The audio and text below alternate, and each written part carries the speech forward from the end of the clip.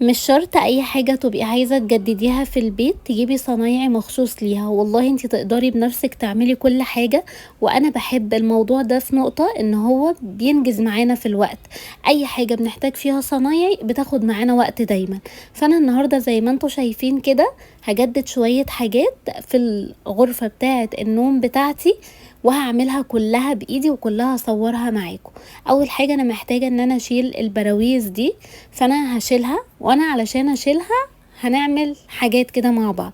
والكومود عندي عايزين نشيل الاستيكر الخشبي اللي عليه ده، وبرده هنعمله مع بعض. اول حاجة انا هشيل بقى كل البراويز دي مع بعض، وهتشوفوا الجريمة دلوقتي. بصوا بعد ما شلتهم الحيطة كانت متقشرة بسبب ان انا كنت لازقاهم بكمية شمع كبيرة جدا، فكان لازم وانا بشيلهم هيبوظ لي الحيطة. انا شلتهم كده، وبعد كده هنشوف بقى هنعمل بيهم افكار حلوة قوي الحاجات دي. ودي مجموعة الطبلوهات الجديدة اللي انا متحمسة لها، اللي انا جايباها، اللي المفروض ان انا هعلقها فوق السرير. اول بقى حاجة محتاجين نعملها دلوقتي هي ايه؟ ان احنا نحضر بقى العدة بتاعتنا كده، ونشوف احنا هنداري الجريمة اللي احنا عاملينها دي ازاي. على فكرة انا كنت دهنة الحيطة فانيليا لاتيه، انا اللي كنت عاملاها، كنت عاملة الأوضة كلها وبعد كده رجعت تاني عملتها ابيض، فانا مش اول مرة ادهن بنفسي. بصوا هنا كنت بوريكم شكل الطبلوهات الجديدة اللي انا جايباها، هتبقى بجد حلوة قوي وانا متحمسة لها. بس احنا محتاجين بقى نداري كل الكلام ده، لان احنا هنقيد نفسنا ان احنا نعمل الطبلوهات دي بشكل معين عشان نداري بيها الكلام ده. لا، فانا قلت عشان ما ايدش نفسي واعمل بيهم تنسيق حلو وابقى بمزاجي كده ان انا اصلح الحيطة دي. فهنجيب المعجون وهنبدأ ان احنا نمعجن الحتت اللي متقشرة معانا، اللي باينة فيها القطع اللي هي الرمادي دي، مش عارفة ده بيبقى اسمه ايه. وكمان الدهان اللي كان تحت، يعني كل ده هحتاج ان انا امعجنه.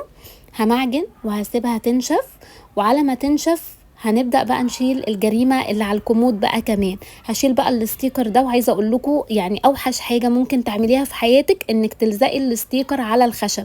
انا كنت بلزقه على الازاز فكان بيتشال معايا، وكمان كنت بغسله فكان بيسهل عليا. اما فكرة ان انا الزقه على الخشب ده بجد فكرة بشعة جدا. انا دلوقتي ما بقيتش اعمل كده اصلا، انا بقيت اجيب الاستيكر واحطه زي ما هو من غير ما اشيله واقوم حاطه الازاز فوقيه. فدي بجد فكرة حلوة قوي. هقعد بقى اكحت كده. انا كده كده الكومود اصلا هدهنه، وانا اللي هدهنه بنفسي، وهنشوف مع بعض ان شاء الله. هنزل لكم الفيديو. هبدا بقى اشيل الاستيكر ده كله، هو تعبني على فكره وانا بشيله. وانا ما شلتهوش كله على فكره معاكم في الكاميرا، يعني في جزء كبير قوي شيلته اوف كاميرا. هبدأ بقى اشيل كله كله كله كده، وبعد كده بقى هنرجع نشوف الحيطة. والله كل حاجة هتتعامل معاكي بكل سهولة، وكفاية ان انت اللي هتبقي عاملاها بايدك ومش قاعدة منتظرة صنايعي يخلص لك حاجة. فبجد دي حاجة حلوة قوي، وهننجز احنا مع نفسنا وانت رايقة كده. هنا بقى خلاص خلصت وصنفرت ومعجنت وكل حاجة وسبتها كمان نشفت.